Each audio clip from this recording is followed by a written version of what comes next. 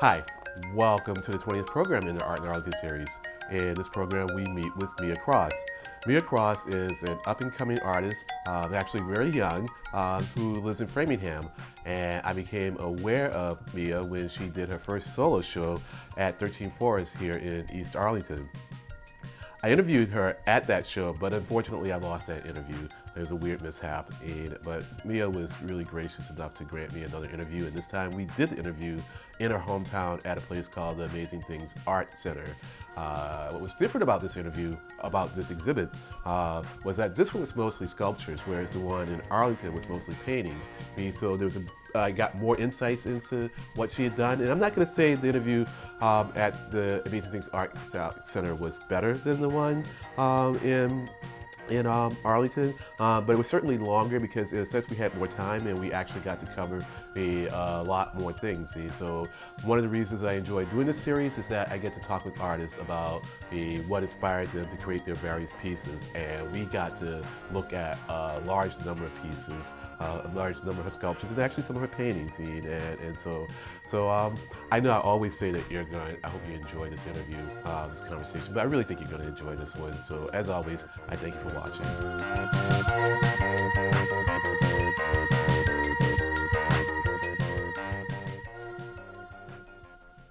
So Mia Cross. Hello. Thank you very much for joining me and participating in my Art in Arlington series. Thank you.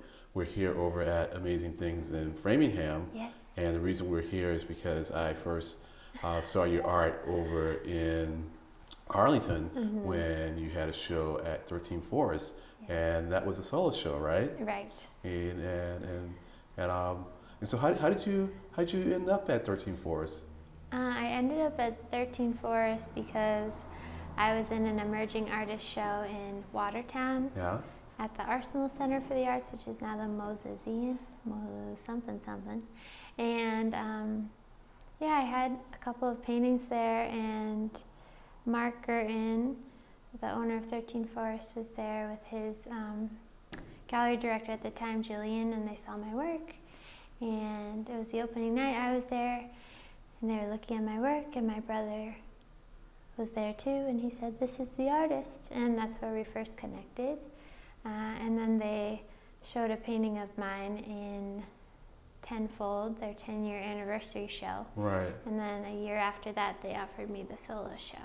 I got it. So that was over the summer, and it was great. Yeah, so it went well there? Yeah, it was really great. I'm just curious, how do you feel about Arlington as a place for art and artists? Do you find that it can support its community for artists? Yeah, I mean, it's off the beaten path, but it's really not. It's on Mass Ave, so, I mean, this is in Framingham. I think anywhere you can get out there and show your art is a good place.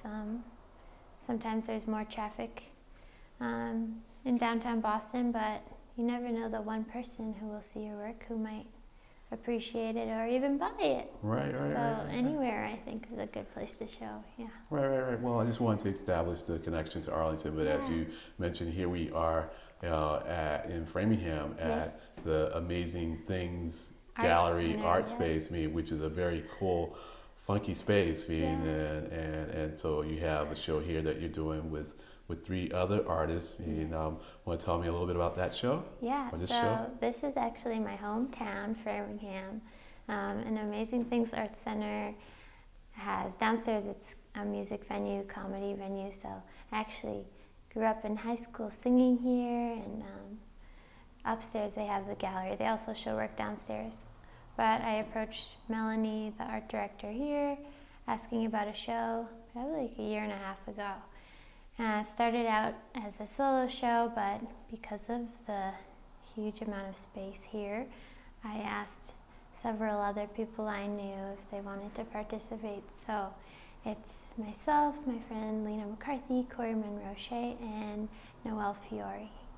And the show is called She Times 4.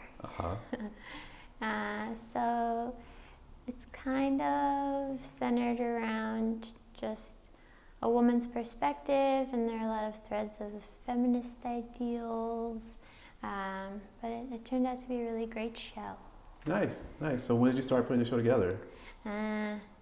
Well, I first asked my friend, well, the show first came together. I asked Corey because we had a show together at Fountain Street Gallery in Framingham about a year ago.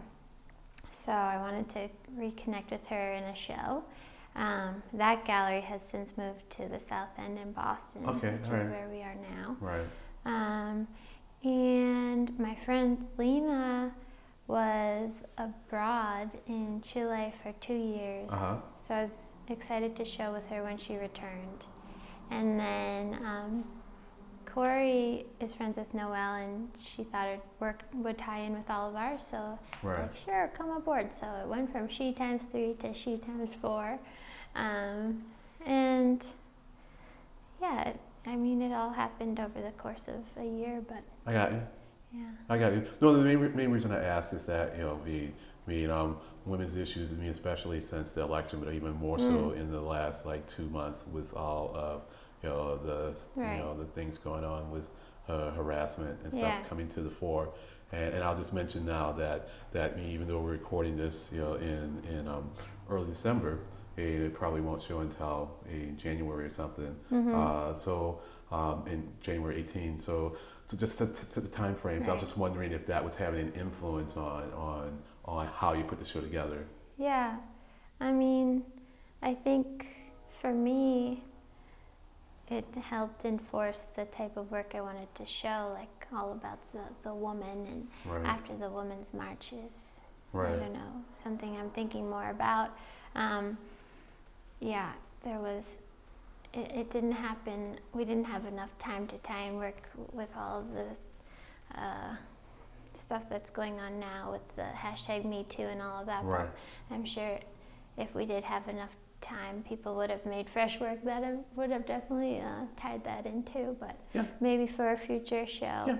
But I think, just what we've always experienced, just being women, and we're all youngish, 20s and early 30s, so that immediately tied us all together too, so kind of our young feminist perspectives. Right, I got it. Yeah. And so I'm going to shift gears a little bit, and I started off by zooming out on the painting behind you, which you want to tell me a little about that? Yeah. Speaking of strong feminists, this is actually a portrait of my good friend Mia Lin, who is going to be the future president of the United States, so you should remember this face. Okay. And it's called The Red Baroness. I made this about 2 years ago, and I just wanted to do a large scale portrait, and there wasn't too much thought about it. I was doing a lot of portraiture, and I wanted to, instead of just focusing on the face, also include the body. So I had my friend Mia pose for a photo, and I worked from that. I got you. All right, well, that answered that question. I was wondering if it was a photograph or if you had to sit for it. Yeah, although I'd prefer to work from the live model. It's always been more practical so far to work from a photo for, How long did it take? This piece took a couple of months. It's one that I kept coming back to. So can I ask, why do we have the circle behind there? I mean, almost halo-ish like? Yeah. That was an intent? Yeah, I like to include, not always, but I like to include subtle halos in a lot of my work. Okay. Playing on the Virgin Mary and all of that, but just a powerful feminine spirit. And and some of the others I have, well, she has a crown, trashy lady. We can look at the other one later. Well, I mean, it's a bit of a contrast, to go from the future president of the United States to trashy lady, but here she is, and she kind of has a little bit of a Statue of Liberty feel to it too. Was that intentional, or is that I'm just reading? Yeah, I do like to. I kind of see those in the same vein, like the Virgin Mary, the Statue of Liberty. I have another painting, Amalgamation, where I tried to kind of give her a halo and a Statue of Liberty crown at the same time. Is that here? It's not here. Okay. It lives with my aunt now, but Okay. she loved it too much. I got you. I can understand that. Yeah, but Trashy Lady #1, Gleason Pond edition. Okay. All of her materials came from down the road, Gleason Pond. Yeah. And it's a self-portrait, really. I Oh, mean, really? this is a cast of my face. Okay. All right. And the crown is made of nips that I pulled out of the pond in my backyard. So Right. I don't know, I'm friends with all the geese and the swans and all those feathered people. And often I take the paddle boat out and I just start to notice all of this trash, and Right. I started picking it up. Right. And I started to find really awesome trash, Right. really old, just history in the pond. So I thought, I need to make something with this stuff. So that's where Trashy Lady #1 came from. And it's all trash except for her base is a mannequin I bought at JCPenney when they closed. I got you. Yeah. So in the back here, wait, I'm sorry, were you finished? Because I was going to talk about, okay, all right. Didn't want to interrupt you. You're fine. Okay, so I'm going to pan over to the left here, Yes. and I see a rather humorous sculpture. If I recall from your website, it's called Heavy Headed Swan. That's right. And so this is funny. and what inspired this? Right, well, it came about a month after Trashy Lady #1. So I did a residency in Gloucester, Mass, the Getterman residency. And I was making sculptural work there and still thinking about, in my mind, the series was called On the Pond. So my experiences growing up on the pond in Framingham, Gleason Pond, and having my studio there, and everything I've experienced at home, and all these ideas of home, and being a friend to all these feathered animals. So it's another self-portrait, actually. This is a cast of my face. Yeah, I thought so. Yeah. I thought so. I'm beginning to recognize these things. Yeah. And also, it's into the black and white stripes. Yeah. Is that a big thing for you too? The stripes? Yeah. I love stripes. Yes. I don't know why. Yeah, no, I can see that. So, and actually now with my painting work, I'm basically just painting stripes. And I like to think it's because I grew up wearing a lot of stripes or something, hand-me-downs from my brother, or I don't know. Maybe I just like the order of it, and maybe it helps my anxiety. I don't know. Well, I mean, if you have anxiety, you're hiding it. Great. Very well, because you didn't even hesitate, to participate in the series. Sometimes I have to tell people, like, it's easy. It's easier than you think. But well, you're easy to talk to, so that helps. Well, thank you. I appreciate that. Yeah. So, although there's, I'm sure, lots more to see in this room, I know that there are 2 other rooms here. Yeah. So let's go and check out a few other things. And as we move along, I will mention that I noticed that there is your pieces tend to have the titles are humorous. Yeah. You seem to have a sense of humor. That's good. And there's one painting I remember that was called "Cheer Up, Buttercup." Oh yeah. What's going on with that one? That was around the same time when I was trying to tie in natural elements, and I was thinking about flower names at that time, and I just had, often I'll start a painting with a phrase. Okay. At least I was then. So thinking about this notion, this phrase, cheer up, buttercup, what does that mean? Yeah. And why would we say that to someone? So my friend Daniel had recently dyed his hair blonde, bleached it blonde. Right. And I thought it would be a great, I don't know, not contrast, but a great friend to the buttercup color. So I asked him to look glum for me one day. I took his picture at work. I got you. And I kind of wanted to set up this narrative where I'm offering him a buttercup from the right side of the piece. And I scoured my yard for a buttercup, and there's only one left that I could find. And I put it in my pocket. And then when I got back to the studio, I sat on it. So that's why it's like... Okay. All right, I hadn't noticed that. Yeah, all right, good, Yeah. good, good. I'll get a copy of the painting. You know, Yeah. include that in while we're talking about it. And while we're still on the subject of paintings, Yeah. now you mentioned Diet Blonde. There was a picture, I think, titled "The Day My Parents, My Ginger Parents, who Yeah. dyed their hair blonde," and then you Yeah. have like bananas on top of their Yeah. heads. Is that to convey that you just thought they were crazy for doing that? Oh my gosh. Well, they are crazy, but in the best way. And where did the bananas come from? I don't know. I just wanted to do a portrait of someone with bananas on their head. Okay. And originally it was just going to be my dad. And they're both so goofy, and then my mom sat down for it too. And I put bananas on both of their heads. I went to Stop and Shop and bought like, whatever, 5 bushels of bananas. And growing up with red hair and having 2 red-headed parents, I didn't realize how unique that was until later in life.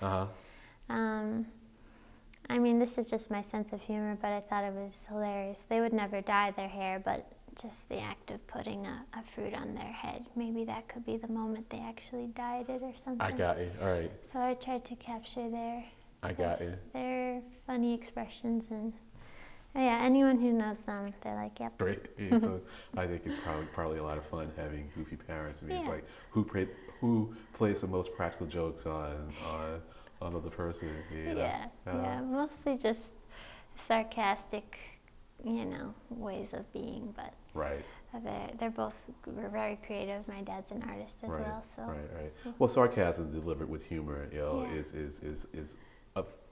pleasant. And can be very creative. So here we are. To your left, is another one of your sculptures with stripes and whatnot. And this one's called? This is called The Hoarder of Strings and Other Things. Okay. And I made this piece for a show in Gloucester, a group show called Alchemy.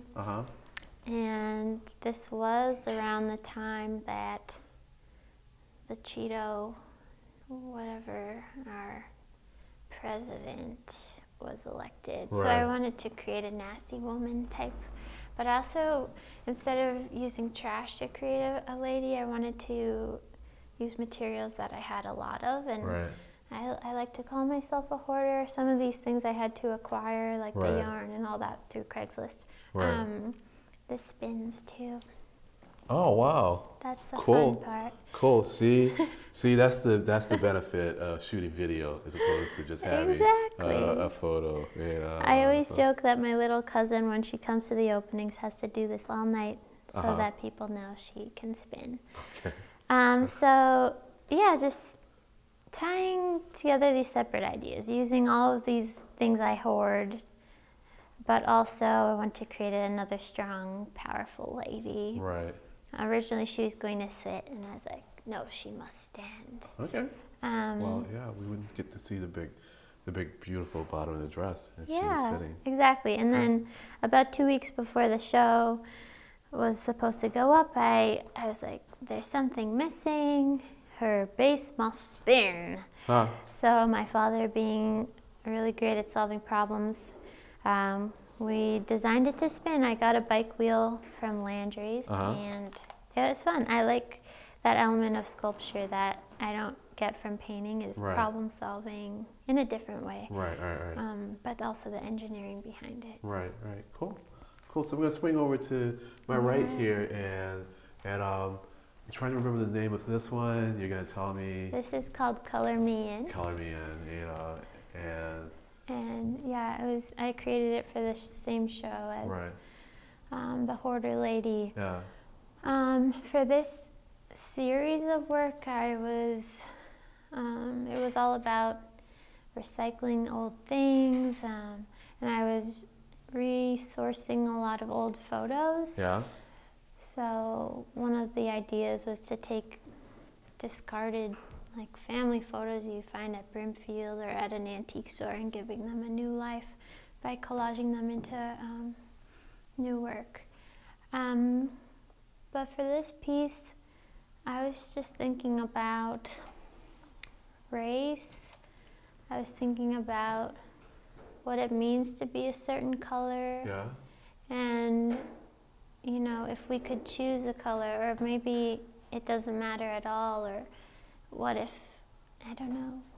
So these characters are in the process of being a new color, so. Uh-huh. But I wanted to show these two like innocent, happy children just dancing. Right. Yeah. Obviously completely different children themselves, but maybe not. Maybe they're the same. Right. Well, I forget the name of the Dr. Seuss story, but I think they would find out that even if they were the same color, if everyone's the same color, there'd be some other difference on which we would find a way to discriminate. Stars upon Mars. Yeah. I was thinking about that. Yeah. So as long as there's a difference, there'll be some. It'll be the source of strife. So it's just wired into our nature, I think. Yeah. So let's head over to the. Unless there's something else you want to show me in this room, we can. Okay. Yeah. Suso. Okay. She's an older piece I made for one of the first shows I was in after I graduated, a feminist fiber show, actually. And one of the ways I had been working in college was to create paper casts of people based off of mannequins. So I basically layer on all the paper and then cut her out, basically. Take the mannequin out and then assemble the paper back together. Okay. So she's made from all sewing patterns. Her hair is steel wool. And she can move around. Okay. Yeah. Cool. Very nice. Yeah. So when I came here a little earlier, I saw a piece headed into the third room that's very colorful and playful, and I think I saw something about it on the. Oh, so we're over here. So it's here we are. This one? Yeah. Oh, cool. Yeah. This is the Man on Bouncy Ball Mountain. Oh, yeah. For the same show in Gloucester, when I was trying to tie in old photos and objects. So growing up and still now, I collect bouncy balls because I love them. I don't know why. I don't use them or anything, but I just think they're so beautiful. Right.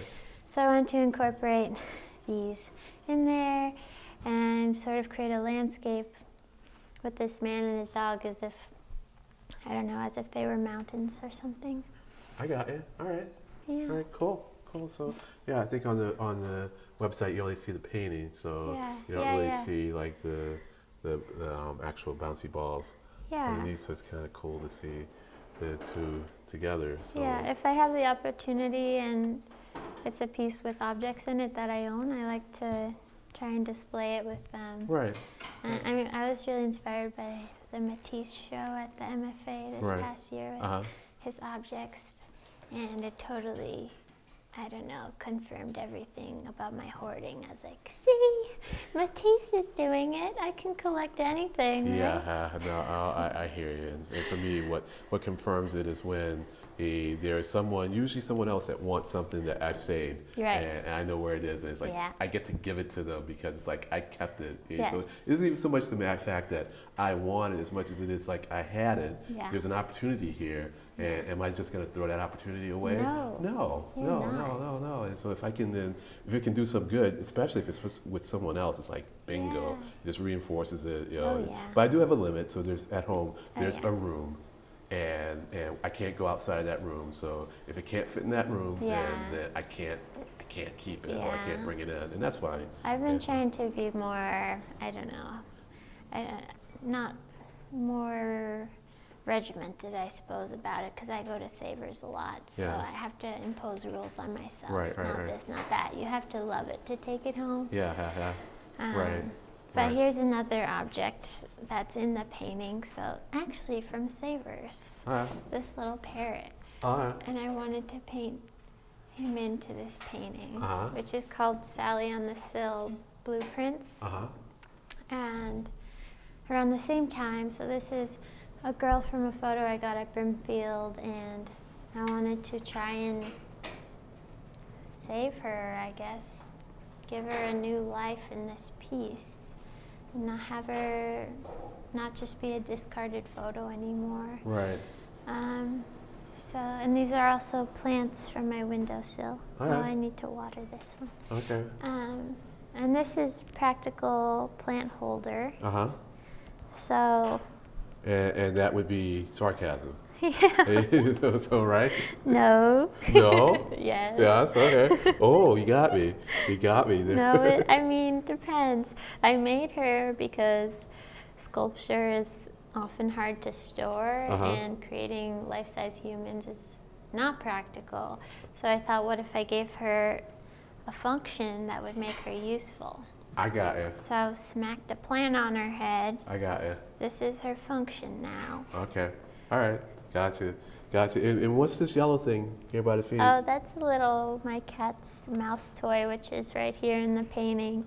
Okay. Well, she has a blue one and a yellow one. I couldn't find the blue one, so that's the yellow one. All right. Although I did find it. Oh, this just ties in. The tie-ins are just too much here. Yeah, I was excited to show this piece in front of that for the plant, and then throw the mouse in there. Great. You know, look, I gotta tell you, I really like what you did over at 13 Forest. But this is just a whole nother level. and so even though the situation that caused me to visit you again for a second interview was unfortunate, I mean, it is paying off in a way. I'm not one of these plain Gaussian people that kind of feels that everything happens for the best. I kind of feel you just take what happens and then you make the best of it. So again, even before the end, I very much appreciate that you are allowing me to do this again, because it was such a good interview the first time. I really enjoyed talking with you. That it's like, gotta have her in my series. You know, so we'll continue on. Not too much longer though. There are a few more pieces in here that we want to talk about, and so this body of work is a little more humorous. I mean, I try and tie humor into a lot of my pieces, but the 13 Forest show is a little more serious, I think. Right. Well, although there was the floral man, he's kind of a goofy guy. Right. But anyways. So what do we have here? This is Trashy Lady #2, Gloucester edition. Wow. Yeah. So she came after Trashy #1, and I brought Trashy Lady #1, the materials, to Gloucester to build her there. And I didn't have any plans to build a new lady, but every morning I would take my bike or go walking on the beaches, and I just found all this stuff. Right. There's so much trash that washes up. Right. Although I started to see it more as treasure, so. Right. I started to bring it back to my little studio, and that's where Trashy Lady #2 came from. I got it. So what I love about the two of them is the contrast in their colors and the difference between ocean trash and pond trash. Right. Like ocean trash is constantly being, I don't know, like laundered in a way. It's spun and cleaned. The things that survive are plastics and things. But yeah, so she's actually quite colorful. Right. I brought all of her ropes to the laundromat in Gloucester to try and get rid of the smell. So she smells fine now. That's good. Yeah, no, I understand. We wouldn't want bad smelling art, that's for sure. Unless that was the point of it, you know. But it would be difficult in a closed space. Yeah. And so the trail behind. What is this supposed? Is this like a train on a wedding gown? I see it as me dragging all of the stuff back to my studio every day. I see. So yeah, it's definitely another self-portrait because she has my face again. But yeah, I found all of these objects and I couldn't really incorporate them onto her garb. So I thought, I think of them as her accessories, but she's just carrying all of this trash out of the ocean or something. Right. But it was amazing how many gloves I found. This is just over the course of a month. Yeah. Right. You see, I saw it as kind of a train on a wedding dress. Yeah. So I was thinking you could like marry Trashy Lady 2 and Trashy Lady 1. You know, you could have them like walking down the aisle, and she would have like the the wedding train. But hey, They are yeah. good friends. There you go. There you go. I'm going to push back, and I see some abstract work on this far wall back here, and that'll set us up to swing around and catch some things that are hanging from the roof. On our way there, is this yours? No, that's not mine. That's Lena's. All right, that's very nice. Yeah, Do you know what's going on in this? She was creating a lot of work with paper she made in Chile, and I think this work focuses on her travels and exploration, and just kind of ideas of belonging. Yeah, she does a lot with lines, doesn't she? Yeah. It's very cool. So that's prints in the back. She had somewhere where she'd do printmaking. So this is a print, and then this is the paper she made, and then pieces she collaged in from a book. Nice. Nice. Yeah, I like her stuff a lot too. We graduated together, and we were roommates, and we even went to church together growing up. Wow. So the ties run deep. All right. Yeah. So here we have some studies. Mm-hmm. And so what was the idea behind these? I first started doing these color studies at the residency in Gloucester, and I called them my palette scrap pieces. So when I was painting my portraits and everything, I'd have all these colors mixed, and I didn't want to waste them. So I started just creating these arbitrary shapes and laying down the paint on those. Yeah. And I like the simplicity of it and just focusing on color relationships because definitely a huge part of my work is color. Yeah. I love these. There's just something so soothing about them. Oh, good. And they're very simple, but I saw some on your website, and it's like, oh man, I really, really like these. And there's one on your website called Lichen, right? Very, very nice too. So it's just, you just wanted to do simple shapes. Yeah, and then it started, I was looking at color relationships in Gloucester, like certain buildings or boats on the water, and taking those. So those aren't here, but and it's definitely led into the work I'm making now, which is all about line and color. So this is kind of the start of that. So we're gonna swing around here, and the sun is hitting. It kind of looks nice. Yeah, these. I guess we should call them sculptures that are hanging. Okay. So I think I know the bottom ones were at 13 floors. Yeah. Were the top ones at 13 floors? They were. I made them for the window there. Okay, all right. And I called the installation Paint Me Blue. Okay. And if they're separate, the arms are patterned people and the bottom legs are painted people. But I bought the mannequin legs from Bob's, where I used to work in high school. They were going out of business, and I'm always on the search for mannequins, but I saw these awesome legs just hanging out just like this by themselves. And I really loved the kind of like gesture of line of it, and it looked like a drawing to me.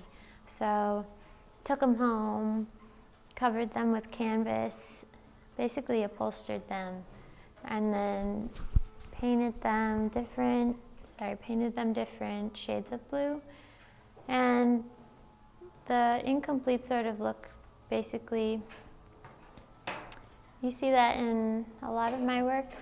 I'm not so interested in creating a finished piece. I'm interested in process and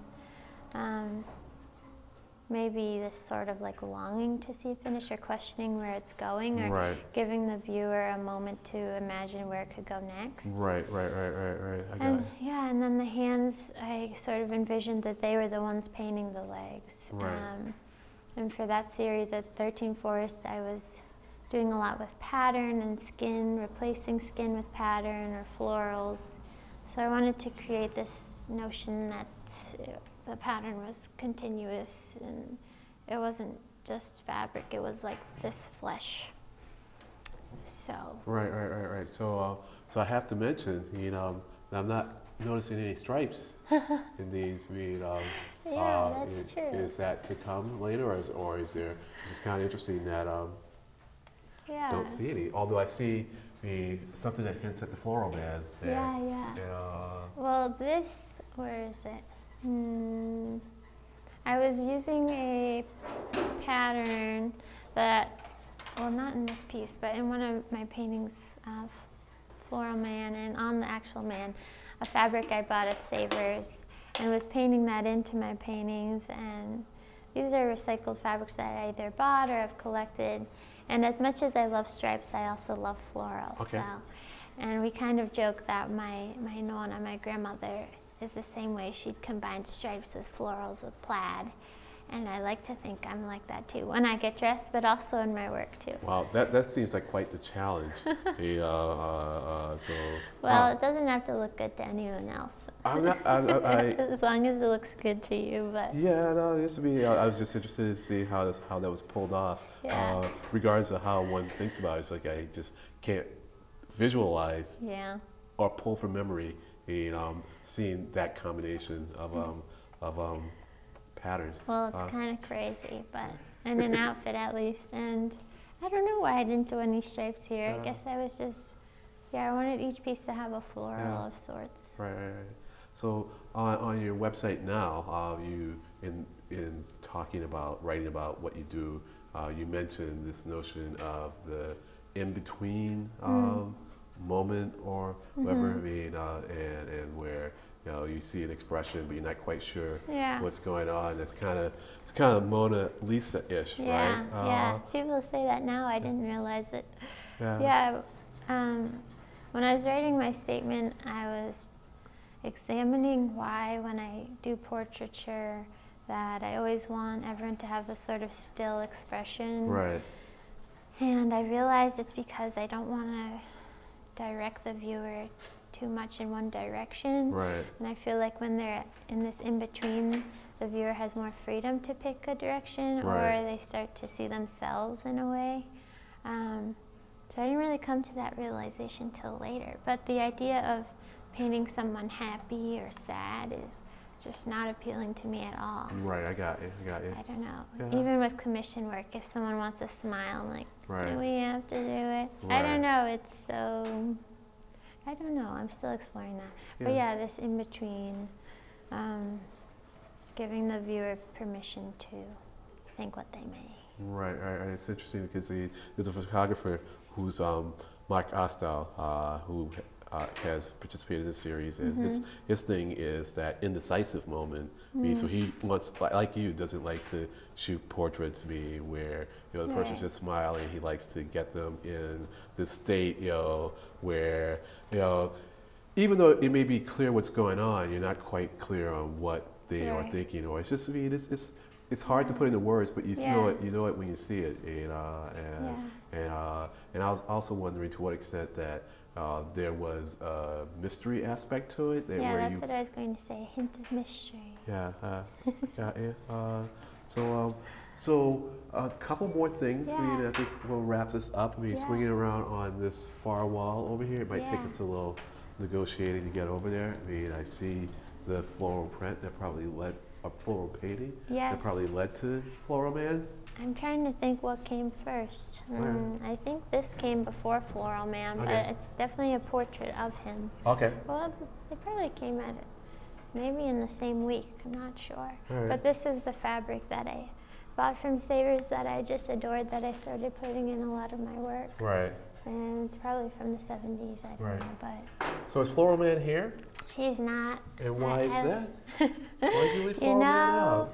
I was just all about the ladies for this show, so Gotcha. I was like, he's one of the few male sculptures I've made, and I thought he had his time to shine at 13 Forest, and I wanted to give all of my ladies their moment in She Times 4. So, but I guess he is here in a way. In a way, yeah. That's funny. It's funny. As I was asking a question, I was kind of answering myself, and that's what I thought you were going to say. So, I saw this one on your website, and I found this one humorous because it's like something 3D. Yeah, 3D printer. 3D printer. Yeah. So I found this amazing sewing machine at Savers, and I don't think it works, but I just love the make of it, the colors, and I don't know, vintage stuff is so much better made in a way, and more beautiful aesthetically. But I was thinking about Yeah, I sew a bit, and I was thinking about how you can create 3D objects just with the sewing machine. Right. And now there's all this, you know, the fad 3D printing. You can Right. create anything. But I thought this is the original 3D printer. Right. No, that's cool. Yeah. And it's funny because I was flipping through some pictures that I had taken for your website over, and I thought maybe this was a 3D sculpture that was like created 3D, and that you had like created a sewing machine, you know, from 3D technology. But Just no. savers. Yeah, no. And I wanted to play with the idea that it could invent anything, so it could even like bring this plant into life or something like that. Cool.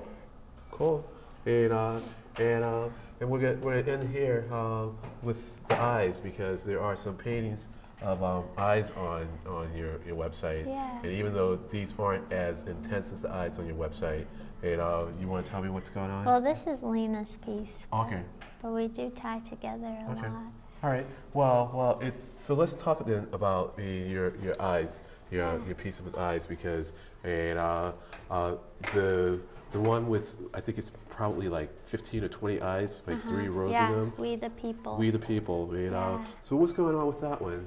We the People. Should we swing around so I have a nice background on television? I don't know. Sure. But We the People was my first resistance painting, and I wanted to capture the eyes of all different colored people, immigrants, mostly immigrants that I found photos of online. It's 15 different eyes, and I don't know, it's sort of my way of saying we're all here, Right. and this is all our country, no matter what you look like or what you say. Right. So, yeah, and it inspired my most recent mural on the Greenway, We the People too. Okay. So that same idea of pulling all different types of people, but that was more organically as people I met in the neighborhood, taking their eyes and putting them on the wall. Right. So the eye, I don't know, it's just so powerful, and you can capture so much with so little. Like you can capture what a whole face could say with just an eye. Right. So I think that's why I like it. But also I love the gradients under an eye, how the colors can change so quickly. So yeah, that piece was sort of, also the eye, I mean, it's their eyes open, it's all knowing, Right. it's awareness. Yeah. All right. Well, cool. Well, thank you so much, Rita. And so, once again, thank you. Thank you. Maybe I'll have another opportunity to talk with you, because we even talk about how you became an artist, which I'm sure is very fascinating. You know, but you seem to be around and producing a lot, and so maybe in 6 months, a year, 18 months, we can have a little follow-up conversation. Okay. So. Thank you so much. This has been great. Thank you.